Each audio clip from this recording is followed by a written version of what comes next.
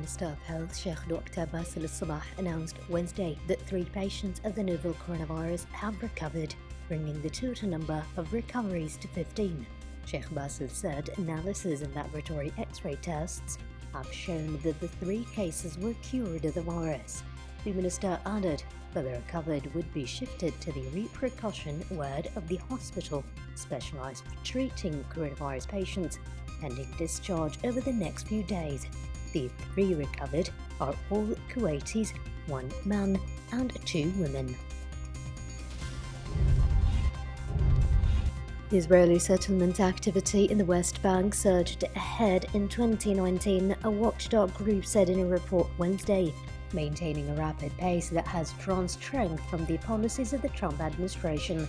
Peace Now, a monitoring group that opposes the settlement, said that Israel's average annual construction rate has risen 24% since President Trump took office in 2017, with nearly 500,000 settlers now living in the West Bank and over 220,000 more in East Jerusalem. The Palestinians say the chances of establishing a state in those territories are quickly dwindling. Clashes broke out overnight on Greece's border with Turkey early Wednesday after 500 migrants attempted to break down a border fence and enter Greece. Greek police said they used tear gas to repel the push to break down the fence south of the Kastanes border crossing. They said Turkish authorities also fired tear gas at the Greek border.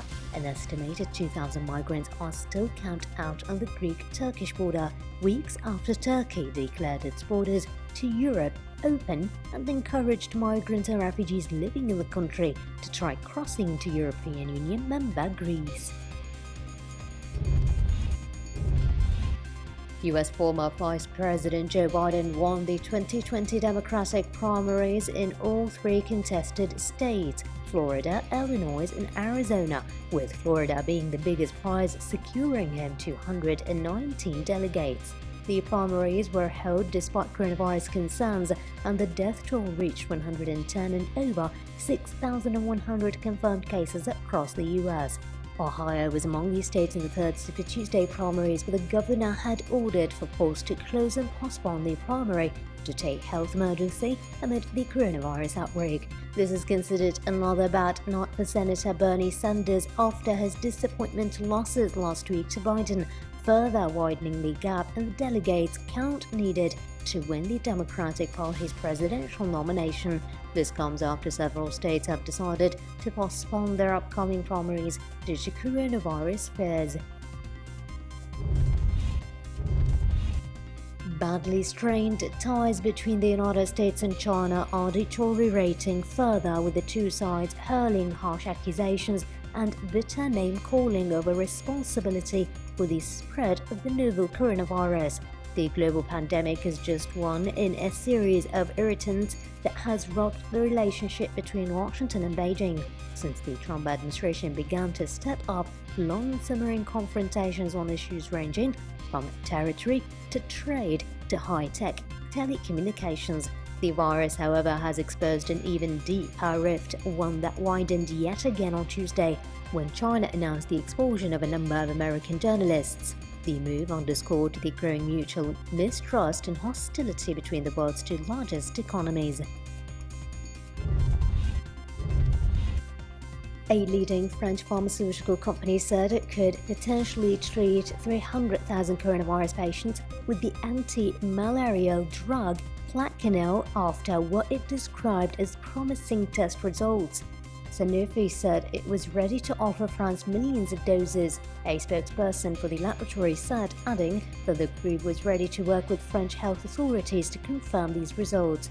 The study on 24 patients with the coronavirus using the drug, which has also been used for decades for the treatment of autoimmune diseases like lupus or rheumatoid arthritis. European leaders decided the European Union will impose an entry ban on travellers from outside the bloc for 30 days to battle the spread of the coronavirus. The decision is the most significant emergency measure yet from the EU, which has scrambled to come up with a unified response to the deadly epidemic that is sweeping the continent. The 27 leaders met by video conference to agree the ban a non-essential travel to the bloc, an idea strongly backed by France, hoping to persuade member states that they need not close doors to each other. Political leaders underestimated the magnitude of the danger posed by the coronavirus, the President of the European Commission admitted on Wednesday as the EU shut its borders. Commission President Ursula von der Leyen said in an interview published on Wednesday that even people who are not experts initially underestimated the coronavirus.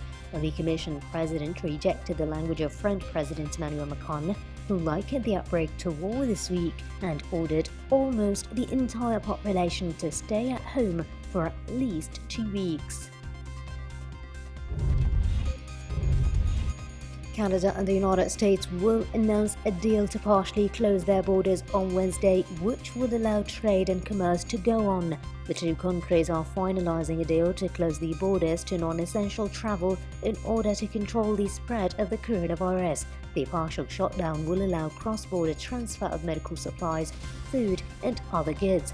Canada closed its borders to all foreign nationals except U.S. citizens and permanent residents on Monday. Kuwait Petroleum Corporation said Wednesday the price of Kuwaiti crude oil barrel dropped 27 cents to $31 and 89 cents per barrel Tuesday against $32.16 last Monday. In global markets, crude oil price dropped below $30 per barrel Tuesday amid economic growth, stagnation, and falling demand for the oil due to a market glut and ongoing jitters worldwide caused by the novel coronavirus.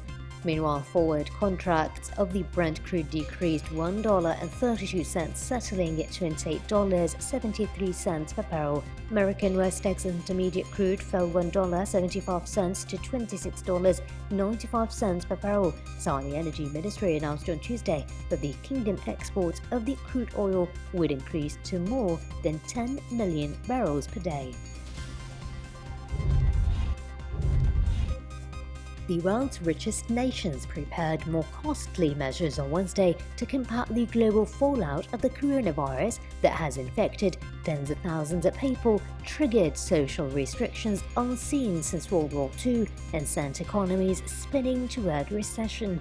With the highly contagious respiratory disease that originated in China racing across the world to infect more than 196,000 people so far, governments on every continent have implemented containment measures, from halting travel to stopping sporting events and religious gatherings, while the main aim is to avoid deaths. Currently at over 7,800 global powers were also focusing on how to limit the inevitably devastating economic impact. Gold, the dollar, and the global equity markets rose on Wednesday after the Federal Reserve said it would buy short-term corporate debt directly from companies to help relieve credit markets under strain from the economic impact of the coronavirus epidemic. The renewal of the financial crisis-era commercial paper funding facility, first used in 2008, will provide a backstop to that market, a key funding source for a range of U.S. businesses that have seen liquidity dry up. The Fed said the Treasury would provide $10 billion of credit protection to the central bank's commercial paper operation. Panic buying by British shoppers escalated on Wednesday, with shelves stripped bare by alarmed customers hoarding for the coronavirus isolation, prompting Tesco and Sainsbury to restrict purchases. Prime Minister Boris Johnson, who has faced criticism for acting too slowly and too cautiously to tackle the coronavirus outbreak, said on Tuesday that there was no reason to stockpile and that food supplies were safe. In supermarkets across the land, though, shoppers were spooked. Britain's big grocers, including market leader Tesco, Sainsbury, Asda and Morrisons, along with discounters Aldi and Lidl, have struggled for over a week to keep shelves stocked.